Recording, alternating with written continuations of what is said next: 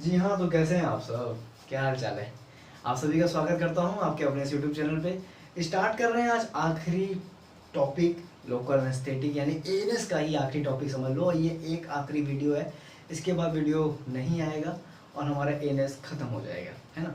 देखो, local aesthetic जो है बहुत इंपॉर्टेंट पॉइंट तो नहीं है पर्पस से, लेकिन हम लोग के पास था, कुछ ड्रग्स के क्वेश्चन बन जाते हैं, इसलिए मैं इस चीज़ को अच्छे से पढ़ा रहा हूँ। तो आज लोकल एस्थेटिक के मोड्स ऑफ एक्शन की बात करेंगे। पिछली क्लासेस में उन्होंने बाकी जितने भी पॉइंट्स थे सारे कवर कर लिए थे, तो मोड्स ऑफ एक्शन की बात कर लेते हैं। ये देखिए, हमारे पास एक बहुत बड़ा सा कुछ डरावना सा फिगर दिख रहा होगा आपको। चलिए, कोई डरावना नहीं है, सब बच्चा वाला है, ठीक है। तो मोड्स ऑफ एक्शन के पहले जाने से पहले अभी समझो, लोकल एस्थेटिक का मोड्स ऑफ एक्शन आप खुद बताओ क्या हो सकता है। बस नर्व कंडीशन को ब्लॉक करना है। और नर्व कंडीशन कहाँ होते हैं?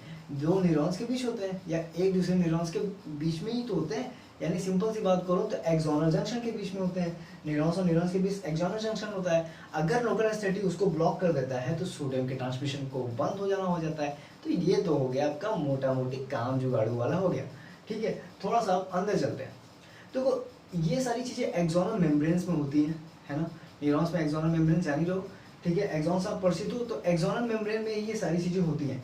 एक्सोनल मेम्ब्रेन में हम लोगों ने यहाँ जो फिगर बनाया है वो एक सोडियम चैनल का गाइज है। सोडियम चैनल में दो पॉइंट आपको याद रखने होंगे, एक एम गेट और एक लोकल एनेस्थेटिक रिसेप्टर को आपको याद रखना होगा गाइज। तो local anaesthetic receptors and M gate, ये तो चीज़ याद रखना। बाकी अब देखो, कहानी बहुत जल्दी जल्दी होने वाली है। अब मैं तीन कंडीशन आपके सामने रखने वाला हूँ। पहला कंडीशन, सब कुछ साधारण है, सब कुछ सिंपल है, कुछ बिगड़ा नहीं। दूसरा कंडीशन, कुछ बिगड़ रहा है। तीसरा कंडीशन इसका। अब क्लोजी भाषा में बात कर लें। पहला, एकदम बिना स्टिमुलस के सब कुछ हो रहा है, कोई सिग्नल ट्रांसमिट नहीं हो रहा है, कोई स्टिमुलस ही नहीं मिला तो सिग्नल ट्रांसमिट नहीं हो रहा है, पहला कंडीशन। दूसरा कंडीशन, स्टिमुलस मिल गया है, ट्रांसमिशन हो रहा है। क्यों हो रहा है, कैसे हो रहा है, बताऊंगा बाद में। तीसरा कंडीशन, लोकल एनेस्थेटिक पे क्या, लोकल एनेस्थेटिक क्या इफेक्ट देगा, कैसे सिग्नल ट्रांसमिशन को रोकेगा। अब ये तीन चरण आपको पढ़ने हैं। पहला चरण की बात मैंने किया कि कोई स्टिमुलस नहीं है गाइस, ठीक है। तो फर्स्ट स्टेज पे चलते हैं। No stimulus, no signals, M gate close. ये एम गेट बंद रहेगा जब कोई स्टिमुलस, कोई सिग्नल नहीं मिल रहा है गाइस, तो सोडियम अंदर आ नहीं पाएगा। दूसरा स्टेज, स्टिमुलस तो मिला, एम गेट ओपन भी हो गया, अब सोडियम आराम से अंदर आएगा, ईसीएफ से आईसीएफ में आएगा गाइस, तो ये एक्टिव स्टेज हो जाएगी, है ना। इससे मोड एक्टिव हो जाएगा, क्योंकि यहाँ पे अब सिग्नल ट्रांसमिशन के लिए स्टार्ट हो रहे हैं, तो यहाँ पे ये एक्टिव हो जाएगा। थर्ड स्टेज, अब हमने कौन सी स्टेज देनी है guys, local anaesthetic stage. Local anaesthetic देखो, हम लोगों ने केमिस्ट्री पार्ट पढ़ के आया है। मैं यहाँ पे थोड़ा सा पॉज लूंगा और आपको थोड़ी सी पीछे लेके जाऊंगा। जी पीछे चलो, ठीक है। तो पीछे चलते हैं और देखो क्या होता है। पीछे में हमने एक चीज पढ़ी थी, केमिस्ट्री।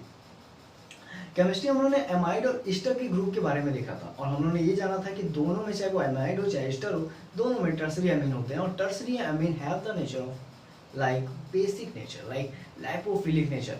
एंड हम सब जानते हैं भाई कि जो लाइपोफिलिक है उसके penetration in axonal membranes can be very easily, है ना। आराम से इजीली वो पेनिट्रेट कर सकता है, वो भेद सकता है, वो पार कर सकता है एक्सोनल मेम्ब्रेन्स को गाइस। जी हाँ, तो यही पॉइंट मैं बताने वाला हूँ कि लोकल एनेस्थेटिक ड्रग हमारी बेसिक होती हैं, चाहे लाइपोफिलिक कह लो। तो मान लेते हैं कोई ड्रग ए बी, ठीक है। ए बी कोई भी ड्रग मान लेते हैं, सिर्फ नाम रखा हूँ, ए बी कोई ड्रग नहीं होती है लोकल एनेस्थेटिक की, ठीक है। कहीं ये लिख के मत आ जाना भाई। तो ए बी ड्रग, तो ए बी मान लो, अब ये ए बी डिसोसिएट होगी, डिसोसिएट होगी, अपने आयनिक फॉर्म में टूटेगी। आयनिक फॉर्म में जब वो टूट जाएगी तो वो अब लोग अपने रिसेप्टर्स पे बाइंड करिए गाइस। यही रिसेप्टर देखो, यही रिसेप्टर मैंने यहाँ बनाया है। तो ये देखो, ये ऐसा था, ये ऐसा था, अब ये यहाँ पे देखो क्या हुआ है, ये ऐसे बंद हो गया है। लाइक ऐसे दरवाजे से कुंडी लगाते हो उस तरह से लोकल एनेस्थेटिक रिसेप्टर अब बंद हो चुका है। अब बताओ, अगर लोकल एनेस्थेटिक रिसेप्टर बंद हो चुका है गाइस, तो सोडियम चैनल, अब सोडियम आयन अब आ ही नहीं पाएगा। जी हाँ, फोर्थ स्टेज में वही बताने वाला हूँ कि सोडियम अब अंदर आ ही नहीं पाएगा, ठीक है।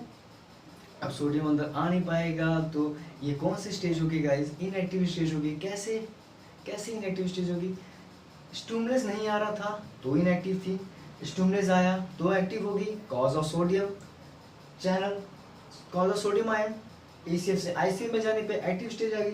फोर्थ स्टेज में अब सोडियम फिर नहीं आ रहा है तो फिर से इनएक्टिव हो जाएगी ना, तो इनएक्टिव स्टेज हो जाएगी, अब सिग्नल ट्रांसमिट होंगे नहीं, है ना, बहुत सिंपल सा। तो अब देखो आपको डायग्राम्स के थ्रू भी बता दिया, आपको लिखा हुआ चीज़ भी बता दिया, तो कुछ बचा है नहीं।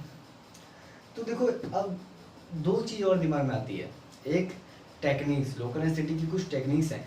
ये टेक्निक देखो ये इतनी इंपॉर्टेंस नहीं है, आप बस इस टेक्निक पे थोड़ी सी देख लेना कि मोटा मोटी है क्या है, ठीक है। तो अगर नहीं भी देखोगे चलेगा भाई, अभी से बोल रहा हूँ चलेगा, नहीं देखोगे तब भी, लेकिन अगर आप चाहो तो देख लेना, खुद से देख लेना है, बहुत सिंपल सा चीज़ है, ठीक है। नहीं तो फिर मैं आपको नोट से ऐसे ही जो नोट से आपको पढ़ा दूंगा, और बाकी जो इम्पोर्टेंट थे मैंने वो बता दिए। अब कहोगे ड्रग्स के बारे में कब बताएंगे भैया, तो देखो ड्रग्स का देखो मोटा मोटी एक्शन सारा यही है, सबका सब यही मोड ऑफ एक्शन उठा के फेंक दो यहीं पे, कोई यहाँ पे इशू नहीं आने वाला। हाँ, जिसका एडीआर अलग है, जिसका यूजेस अलग है, अब मैं उसको पकड़ पकड़ के बताने लगा तो बहुत देर हो जाएगा, है ना। और इतना याद भी नहीं रहता गाइस कि आप हर ड्रग के यूजेस याद रखो, हर ड्रग के एडीआर याद रखो, हर ड्रग के कंट्राइंडिकेशन याद रखो। मेनली याद करना होता है। मेनली याद करने का एक छोटा सा तरीका बताता हूँ। जाओ, एएनएस खत्म हो चुका है गाइस, थैंक यू कि आप मेरे साथ थे। अब एएनएस तो खत्म हो चुका है, अब आपको बस एमसीक्यू लगाने हैं। एमसीक्यू लगा लोगे तो जो छोटे मोटे क्वेश्चंस होते हैं जैसे एडीआर के, कंट्राइंडिकेशन के, वो आपको एकदम याद हो जाएंगे, कंठस्थ तरीके से याद कर लेना। बाकी मैकेनिज्म एक्शन, क्लासिफिकेशन एक बार रिपीट करके ही जरूर लगाना एमसीक्यू, ताकि आपका कॉन्सेप्ट क्लियर हो जाए। और एक बार अगर ये बात कर लिए जो मैंने अभी आपसे कही है, तो फिर आपको कोई दिक्कत नहीं आने वाला है। आज की रात एएनएस आपकी ख़त्म हो जाएगी, और कल से हम सुबह उठेंगे, तो कल सुबह से हम जब सूरज उगेगा तो हम सीएनएस स्टार्ट करेंगे गाइस। जी हाँ, कल से हम लोग मिलेंगे वीडियो में सीएनएस के साथ, एक नए कपड़े के साथ, और फिर से लेकिन भाई पुराने चेहरे के साथ फिर से मिलेंगे आपसे सीएनएस के साथ, ठीक है। तब तक पढ़ते रहिए, और बस अपना वक्त दिया मैं, खुश रहिए, थैंक यू।